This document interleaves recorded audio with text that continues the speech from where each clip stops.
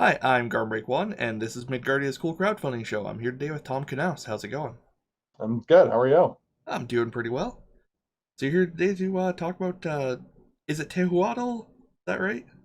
No, it's actually Tawal. Even Tawal. though it is spelled Tehuatl, you would be inclined to call it Tehuatl, but it's actually Tuwal. The TL is not a total sound, and the language is basically like a kind of longer L sound, a L sound, and HU translates to W, basically. All right. Good to know. Um, yeah, so why don't you tell us a little bit about it? Okay, so Tawal is a Mesoamerican inspired campaign setting expansion for our World of the Lost Lands campaign world. It consists of two books. The first main book is what's called Tawal, and that describes the island itself as a gazetteer. It provides a history, an overview of its traditions, its customs, its religions, its people, some of the equipment you'll find there. And it will also come with a system specific guidebook that will allow you to play class options for Pathfinder and 5e in the setting. It'll also have more equipment, magic items, and spells, and that will be for 5e Pathfinder and Swords and Wizardry. The second book is Adventures in Tual. It currently has four. We just unlocked one. Yay. So those are written by myself. Two of them are written by Rob Manning, who's done work for Wright Publishing and Frog God Games and a host of other people. And the third one in the book currently, and we're hoping to unlock the second one by him, is from Tim Hitchcock. So if you're familiar with Paizo and the Paizo Adventure Paths, Tim should be a very familiar name. He's done a lot of work for them as well as a lot of other people. And I was delighted I was able to get him to do this for me. We go back a long way, and it was finally our first opportunity to work together. So that was awesome.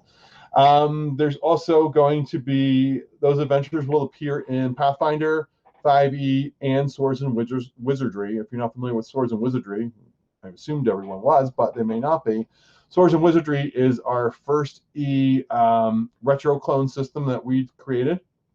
So it is licensed by Frog God Games, and I believe other people can produce products for Swords and Wizardry if they want.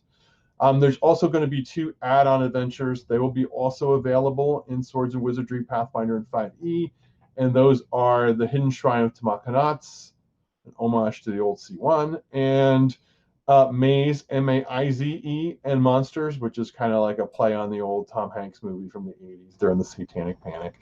They thought it was hysterical when I came up with the title, so we kind of ran with it. And again, those will be available for all three systems, and I wrote both of those. Maze and Monsters is fantastic, Yeah, I honestly. know everyone loves that. They're like, it's so funny that you came up with that. And it's like, yeah, I have a knack for coming up with clever adventure titles. I have to give myself a little credit for that one. All right. So, what makes the world? I was gonna say the world of Tual, but it's like a subcontinent. What makes the region of Tual so different and worth exploring to adventurers? Well, it's got a very different feel to it. This is not a traditional Western European, horses and knights and type of world. This is based upon and inspired by largely the Aztec civilization, circa around 1519, 1521. We drew a lot of inspiration from real world, not so much events, because this is not, adventuring in 16th century Mexico.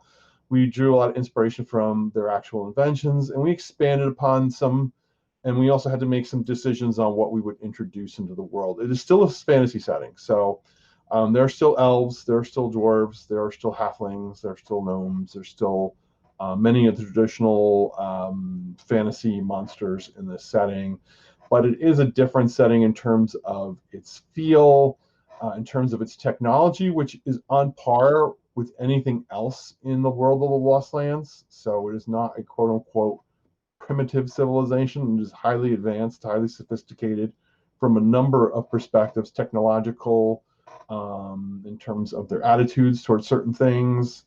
So we just feel that it's going to give you a totally different perspective and a totally different culture than what you're used to dealing with. And because it is largely it's an island and it is set largely in a wetland. It's going to be a little more wilderness based than quote unquote dungeon based. There's still obviously ruins from previous city states. There's ruins from the previous inhabitants, and there's also obviously current structures, but there's not so much going underground into the traditional dungeon because unless you can swim, you're not going to go very far. So Yeah, and you'll probably get eaten by.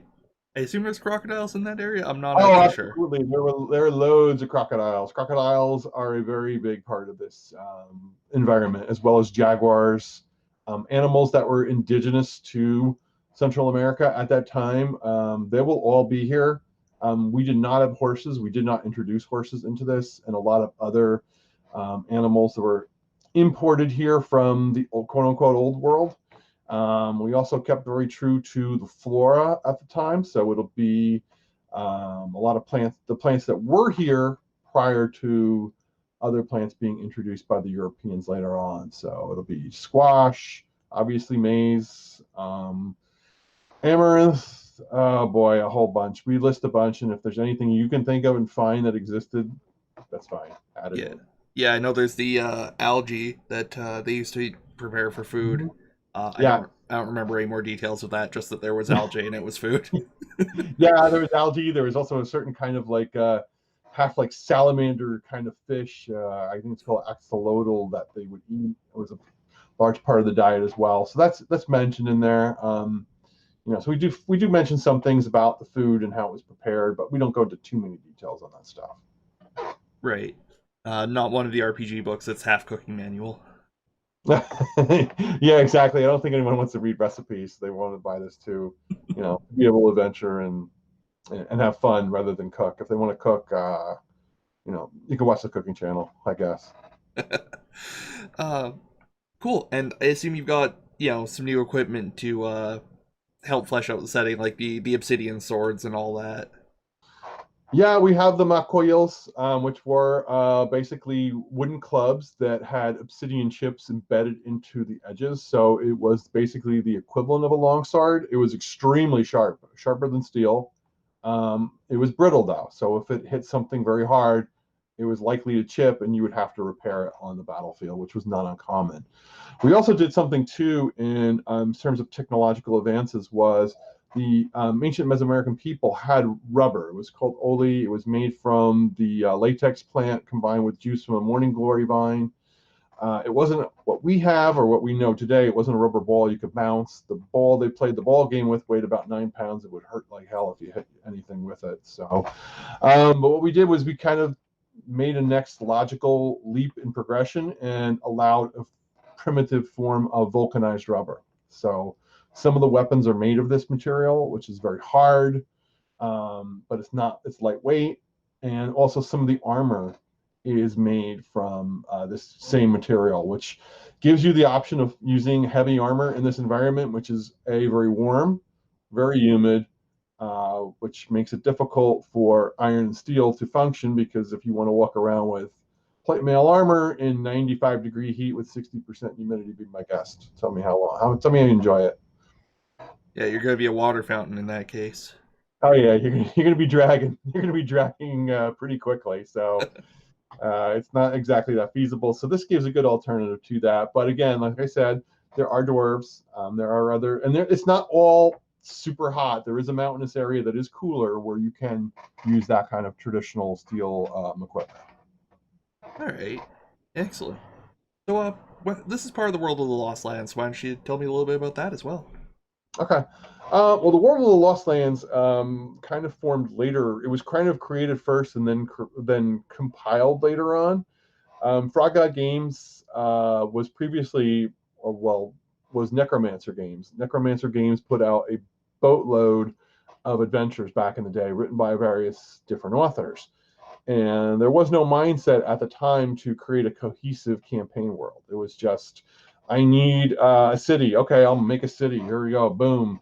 I need a grassland. Okay, I'll throw the grassland in here. And it was all this mishmash of different things. So what happened was when Frog God Games was born, the idea was the genesis for the idea says, why don't we take all of these adventure materials that we have and compile them into one cohesive campaign setting. So over the course of 10 years, this was fleshed out. Modifications were made to some of the original adventures, and that bore the world of Akados, which is the continent where most of the Necromancer games and Frog God games adventures are set, and the sister continent of Libanos, which is also in the northern hemisphere of the planet, where stuff was also put that kind of didn't really fit neatly into the original. So it was like, well, where do you put it? Well, it's in Libanos. So we kind of actually, fleshed that out. This is in what's called one of the Arkanos Islands, which is in the southern hemisphere of the planet, which has been virtually unexplored. So it's going to be like the first big foray into the southern hemisphere of the island. In terms of size, it's roughly the size of a Midwestern state. So this is not Australia, but it's not Aruba either. So it's, probably around, I'm going to guess 25,000 square miles if my feeble math is good. I'm probably wrong, but it's whatever 500 times 500 is. You can figure that one out. Yeah, 20. I think it's 250,000. Yeah, 250,000. Yeah, so it's about that sounds right. size. Yeah. Yeah. Let me check my calculator real quick. I don't want to delay that, but so it's about that size. So again, it's roughly the size. I think I've calculated it 250, like the size of Oregon in terms of a state, if you're looking for it, something like that. Yeah. So I was seeing if I could quickly find what like state that directly correlates to, but I'm not sure. Oh. Yeah. It usually shows Wolfram Alpha results, but nope, not that time. Okay. Oh well. That's fine. Yeah. Yeah. So that's cool. We've actually played a few things in that setting. Bards Gate, I believe. Yep, Bards Gate. Yep. Bards Gate is definitely Bards Gate is like the centerpiece city of the campaign setting. This has very loose connections into it. We don't go into a lot of detail about who. Again, there are people who are quote unquote foreigners on the island. They come from the northern continents. They arrived here. They could have been here for generations. They could have recently arrived. We allude to trade between the island and distant lands, but we don't really go into too many specifics on who they're trading with or who they're interacting with. But the worlds are connected, but they're very separated too. It would be like the equivalent of somebody from the United States interacting with the inhabitants of Antarctica, basically. Right. So, what inspired you guys to start working on a I guess Mesoamerican setting? Well, what happened was I have done a lot of work for Frog God games over the last 8 years, and it was kind of like, as someone put it, it was kind of things nobody else was willing to do or wanted to do. Or it was like, somebody couldn't do this. Can you fill in and do this? So I'm like, okay, I'll do it. And it was like, this is kind of like your reward. What do you want to do? And this was what I wanted to do. I had really been inspired by this culture and the civilization. I thought it was fascinating. It's so much closer to home than European centered settings and Asian settings. And it's right under our noses, but we didn't really, we kind of take it for granted. So I thought it was a really good opportunity to showcase it. Again, it is fictional. So like I said, this is not role-playing in 16th century Mexico. It is not a carbon copy of Aztec civilization. We took aspects of it and molded it into our own thing. So while it's certainly recognizable as being Mesoamerican inspired, it's not 100% Mesoamerican. So there are some influences from other places and some of our own fictional add-ons to it as well. And also elves, which did not exist in 16th century Mesoamerica, as far as I'm aware. True. And the elves actually play, although they're kind of a small group here, they actually play a prominent role in this world because there's a large schism that occurs between the two factions of the indigenous people who are known as the Asleys. And one, the southern Asleys realize they're kind of in a quandary and they're about to get the snot beat out of them by their northern friends. So they need help. So they turn to the elves for help. And it's a pivotal moment in the island's history. And I'm not going to go into too much of it. But because of it, the elves do have some prominent role. They're still definitely not the power brokers on the island, but they do have a little bit of autonomy in terms of their own self-governance and that sort of thing. Right, absolutely. So, yeah, this sounds pretty cool. It's always nice to see settings that aren't, every medieval European country. Not to Mm-hmm. rag on any specific company, No, but no. I mean, it's if that's that's what people have are accustomed to, and let's be honest, if it sells, it sells, and you're going to keep selling something until it stops selling. So I can't blame you for doing that. It's just we thought that there was a market for this, that people are craving these types of settings that are different from the norm and offer players, characters, and GMs an opportunity to do something completely different and immerse themselves in a world that's different than what they're accustomed to. But again, these are people. So they behave just like other people do from anywhere else in the world, and they have their same strengths and weaknesses and personalities. And although those are still there, they're just in a different format. That's all. yeah, absolutely. And as of recording, you're just under 200% of the goal, so there obviously is interest in the setting. Yeah, we did well. We funded in 7 hours. We hit our first stretch goal, I believe, within 24 hours, and we've just hit a third stretch goal within, I believe, late last night or early this morning. So we're chugging along pretty well, and I'm really pleased with that. Again, this was, we didn't know what was going to happen. I'm going to be honest. We didn't know if this was going to go off like gangbusters or it was going to be, it's not my cup of tea. I'm not interested in it. And so we were very pleased with how it's performed so far. We're really ecstatic with how well it's done. Just, demonstrates the fact that there is a market out there for these types of products. And we're glad that people are climbing on board and going to go along with us on the journey. Yeah, and I'm greatly looking forward to seeing how it all turns out. Um, Mm-hmm.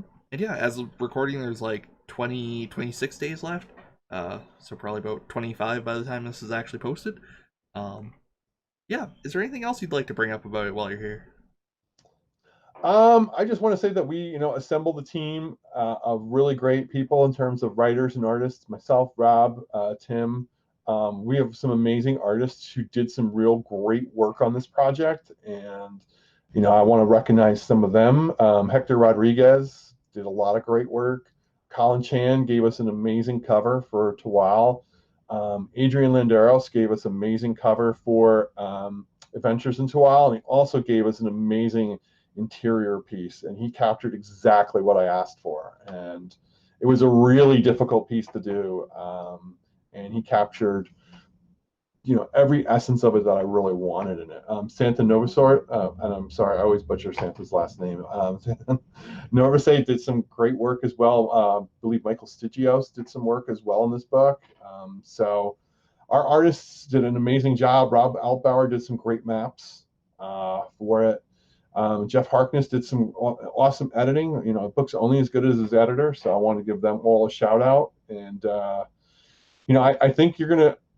I've been working in this industry for a long time. I've been in the industry for 20 years, and I think this may be, and actually, it's not just coming from me. It's coming from Bill Webb, who runs the company. Said this book may have the best art any Frog God Games product has ever had, and I think that's a really big compliment because I think our artists, many of whom are from South America and Central America, really gravitated towards this material and they really put their hearts and souls into it just like we did in terms of writing. And I think that is going to show when you read this product. I think it's going to show when you thumb through it and you just look at the evocative images that you're going to find inside of